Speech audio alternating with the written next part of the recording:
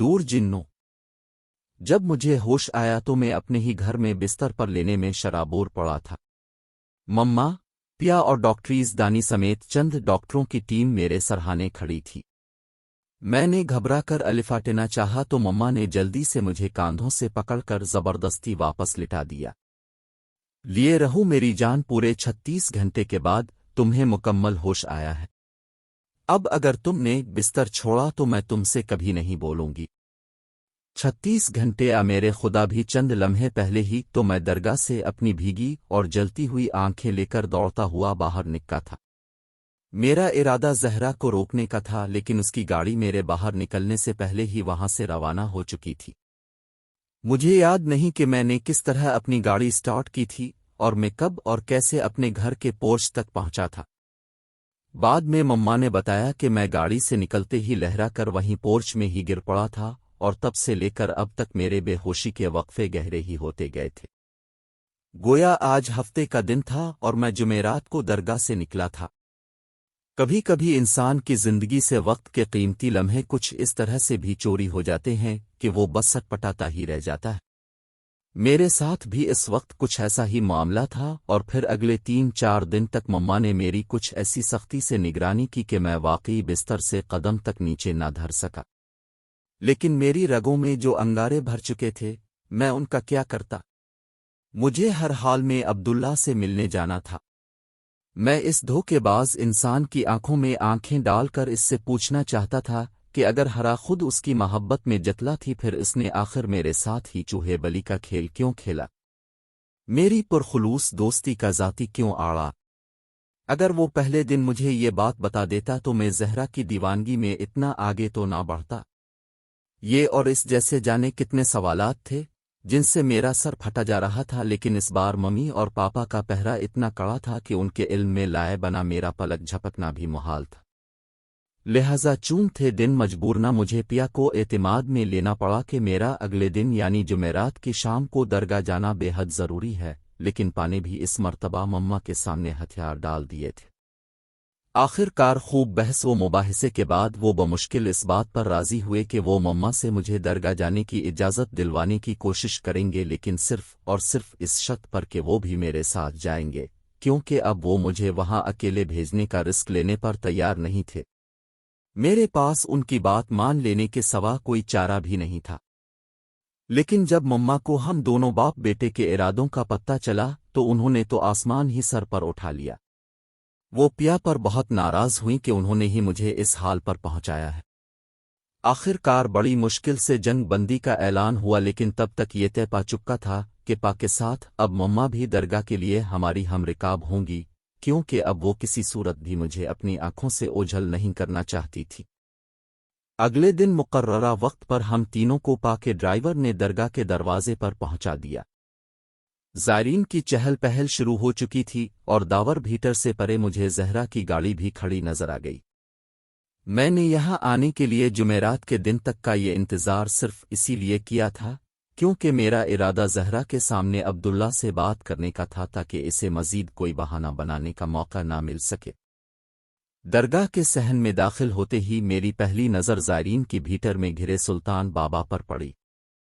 میں نے مما اور پا کو انہیں سلام کرنے کی غرض سے اس طرف بھیج دیا اور خود عبداللہ کے حجرے کی جانب بڑھ گیا۔ مجھے یقین تھا کہ زہرا بھی حجرے کی پچھلی جانب لکڑی کی جالیوں والی چلمن کے برآمدے ہی میں موجود ہوگی۔ میرا دل ایک دم ہی بجھ سا گیا تھا۔ میں یہ ساری لا حاصل کوشش کیوں کر رہا تھا؟ جب وہ خود میرے نصیب ہی میں نہ تھی تو پھر وہ چاہے کسی کا بھی مقدر ہو، اس بات سے میری کالی قسمت کا لکھا ڈھل تو نہیں سکتا تھا۔ جیسے جیسے مجرے کا دروازے قریب آتا گیا، میرے قدم بالکل ہی بے جان ہوتے گئے۔ آج اس جانب مرد حاجت مندوں کی بھیڑ بالکل ہی مفقود تھی۔ شاید میں بہت جلدی آ گیا تھا، پھر مجھے بہت دیر ہو گئی تھی۔ میں نے سر جھٹک کر خیالات کی الغار روکی اور جیسے ہی مجرے کے دروازے کو ہلکا سا دھکا دیا، عبداللہ کی آواز نے میرے قدم جکڑ لیے۔ وہ دوسری جانب کھڑکی کے پار کسی سے مخاطب تھا۔ اس کی آواز میں جھنجلا ہٹ سی تھی۔ عورت کی کچھ الگ معاملہ ہے۔ آخر اب سمجھنے کی کوشش کیوں نہیں کرتے؟ یہ اختیار کا معاملہ ہے۔ دوسری جانب سے وہ آواز ابھری جسے میں دنیا کی کروڑوں آوازوں کے درمیان بھی پہچان سکتا تھا۔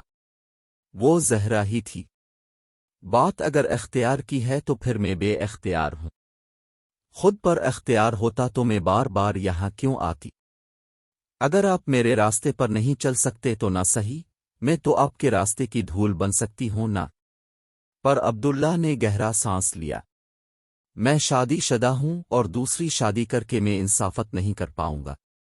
میں اپنی بیوی اور بچے سے بہت محبت کرتا ہوں۔ کاش میں آپ کی کوئی غدار کر سکتا، لیکن اپنی تقدیر میں یہ کانٹے اپنے خود ہوئے ہیں۔ اب بھی وقت ہے، اب سنبھل جائیں۔ زہرا سکی۔ کاش یہ مشورہ اب 4 سال پہلے اس وقت مجھے دیتے جب میں نے کلاس میں آپ کو پہلی بار دیکھا تھا، تب تو اب شادی شدہ بھی نہیں تھے، نہ بنی میں آپ کو ٹھیک طرح سے جانتی تھی۔ لیکن میرا تو سب کچھ نہیں کر دیا آپ کی اس پہلی نظر آتے۔ اب پنی بتائے اس میں میرا کیا قصور ہے؟ آپ نے اپنی پہلی نظر کو روکا کیوں نہیں؟ عبداللہ نے نبی سی سانس لی۔ کسی کے مقدر میں کبھی نہ کبھی کہیں نہ کہیں وہ پہلی نظر ضرور لکھی ہوتی ہے۔ پھر یہ اگلے کا نصیب ہے کہ وہ نظر آئے گل و گلزار کر دے، پھر جلا کر خاکستر افسون آپ کی قسمت میں اس نظر کی شبنم کے بجائے یہ چنگاری لکھی تھی۔ لیکن اب بھی یہ آگ شبنم میں بدل سکتی ہے۔ اپنے مقدر پر قناعت کر لیتا بھی بہت بڑی عبادت ہے۔ اپنی عبادت کو یوں برباد نہ کرے۔ میں اب کا نصیب نہیں ہوں۔ مجھے آہٹ سے یوں محسوس ہوا کہ جیسے عبداللہ نے کھڑکی سے ہٹ جانے کا ارادہ کیا ہو، تبھی زہرا کی ٹوٹی ہوئی آواز سنائی نوی۔ میں اب سے انا نصیب بدل دیے جانے کی دعا کی امید تو کر سکتی ہوں، کیا آپ میرے لیے اتنی سی دنیا بھی نہیں کریں گے؟ میری ہر دعا میں آپ ہمیشہ شامل رہیں گی۔ فی امان اللہ۔ شاید ہرا کھڑکی سے بہت چکی تھی۔ امین پورا دروازہ کھل کر اندر آ گیا۔ عبداللہ نے چونک کر میری مجانب دیکھا۔ آور میاں اندر آ جاؤ، میں مہارانی ازر کر رہا تھا ہے جو نہ تو ہم دونوں کو اس حجر نے این خاموش بیٹھے کافی دیر بیٹھ چکی تھی۔ آخر کار میں نے ہی سکوت توڑا۔ سچ کہوں تو پہلے مجھے زہرا کی محبت کا راز جان کر بہت برا لگا تھا۔ مجھے ایسا گا جیسے تم نے مجھے بہت بڑا دھوکہ دیا ہو، میری پیٹھ میں خنجر ہونا ہو۔ عبداللہ پہلے سے مسکرا دیا۔ اور اب تمہارے خیالات کیا ہیں اس بارے میں؟ اب مجھے ایسا لگتا ہے جیسے تم بھی مجبور ہو، میری طرح بے حد مجور میں زہرا کی محبت میں مبتلا ہوں۔ زہرا تمہارے عشق میں گرفتار ہے۔ تم کسی اور کی چاہت کے حصار میں ہو۔ شاید کبھی کسی کو مل جہاں نہیں ملتا۔ لیکن تم نے مجھ سے یہ بات کیوں چھپائی؟ اس میں کیا بعید ہے؟ یہ میں اب بھی نہیں سمجھ پایا۔ عبداللہ نے ایک گہری سی سانس کی۔ سب سے پہلے طے ہوتا ہے ہماری مرضی کہاں چلتی ہے۔ تمہارا اس درگاہ میں آنا، زہرا سے ملنا، محبت کے اس کانٹوں بھرے جنگل سے گزرنا، یہ سب کچھ طے ہی تو تھا۔ رفتہ رفتہ تمہیں سب کچھ مجھ میں آ جائے گا اسی راہ۔ عبداللہ نے کچھ ہی دیر بعد مجھے اپنی اور زہرا کی پہلی ملاقات نے لے کر اب تک کی کہانی سنا دی تھی۔ عبداللہ حسن یونیورسٹی سے اردو ادب میں ایم اے کر رہا تھا۔ زہرا بھی اسی یونیورسٹی کی طالبہ تھی، لیکن اس کا داخلہ چونکہ کچھ دیر سے ہوا تھا، لہٰذا اس کے استاد نے اس کی کلاس کے ایک لڑکے یعنی عبداللہ کو اس کی مد کے لیے مقرر کر دیا تھا۔ لیکن عہد اللہ کے علم اور ان کے شائستہ اطوار نے زہرا کے دل میں کسی اور ہی جذبے کو ہوا دے دی، اور وہ تنہا ہی بہتی چلی گئی۔ پھر شاید زہرا نے روایتی حجاب پھر اپنے حسین کے بھرم میں اقرار کرنے میں کچھ دین لگا دی۔ عبداللہ کو اپنے والد کی موت کی اطلاع ملتے ہی جلدی میں اپنی ڈگری کے نتیجے کا انتظار چھوڑ کر آبائی گاؤں جانا پڑا، جہاں مقدر نے اس کی راہ میں شادی کے رشتے کی بیڑیاں گاڑ رکھی تھی۔ پھر ٹرین سے شہر واپس آتے ہوئے ایک اسٹیشن پر اس کی سلطان بابا سے ملاقات ہو گئی، اور عبداللہ کی زندگی کا دھارا ہی بدل گیا۔ عبداللہ گھر سے اپنی ایم اے کی ڈگری لے کر اپنی ہی یونیورسٹی میں لیکچررشپ کی وہ نوکری قبول کرنے کے لیے نکلا تھا جس کا انٹرویو کئی ماہ پہلے بڑی تگ و دو کے بعد اس نے پاس کیا تھا۔ لیکن قدرت نے اس کے لیے درگاہ کی یہ نوکری شاید بہت پہلے ہی سے ڈھونڈ رکھی تھی۔ قسمت کا لکھا دیکھیے کہ زہرا کے خوابوں کی کمند بھی کی درگاہ پر آ کر ٹوٹی تھی۔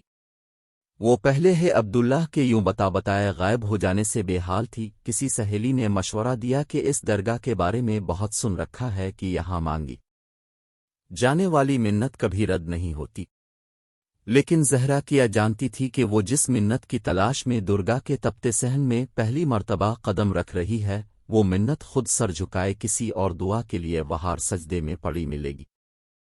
عبداللہ اور زہرا کی نظریں ملیں اور زہرا کا سب کچھ ایک بار پھر ہمیے کے لیے لٹ گیا۔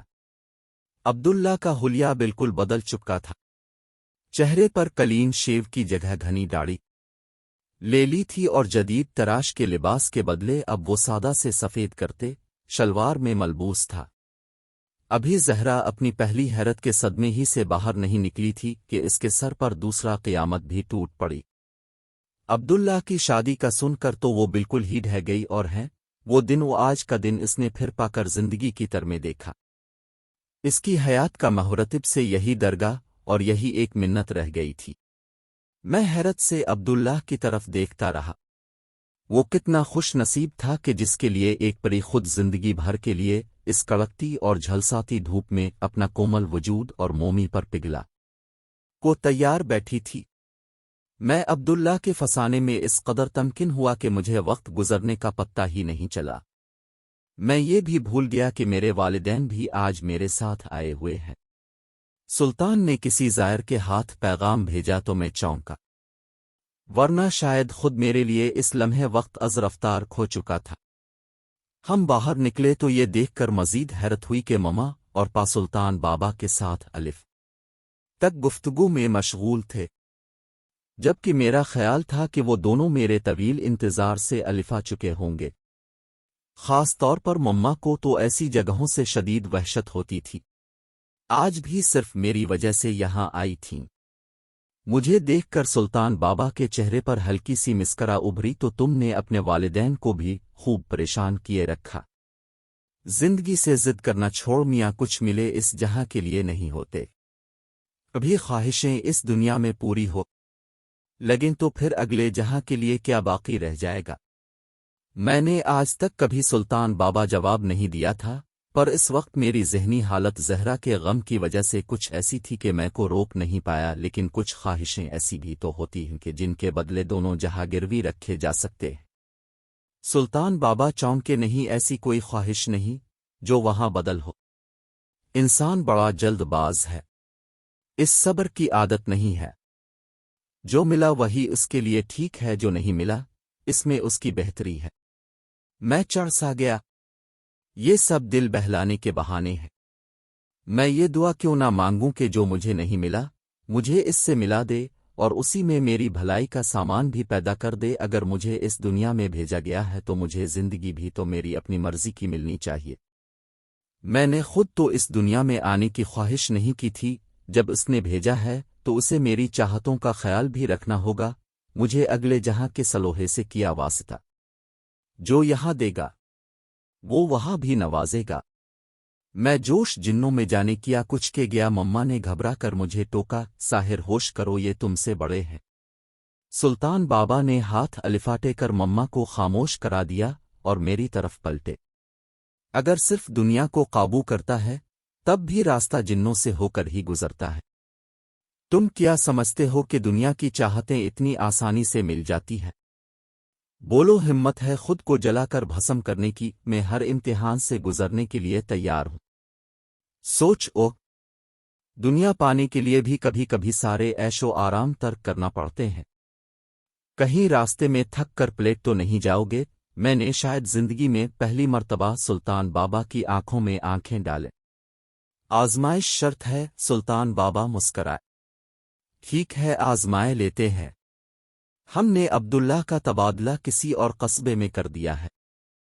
تمہارے جنوں کی پہلی آزمائش یہی ہے کہ جلد از جلد اپنا گھر بار اور یہ عیش و عشرت چھوڑو اور اس درگاہ میں بسیرا کر لو۔ تمہیں یہاں لوگوں کی خدمت کے ساتھ ساتھ اپنے گزر بسر کے لیے بھی کوئی مزدوری کرنا ہوگی، جیسے عبداللہ کرتا تھا۔ 2 دن کے بعد میں اور عبداللہ یہاں سے اپنے سفر پر کوچ کر جائیں گے، تب تک کوئی فیصلہ کر لو۔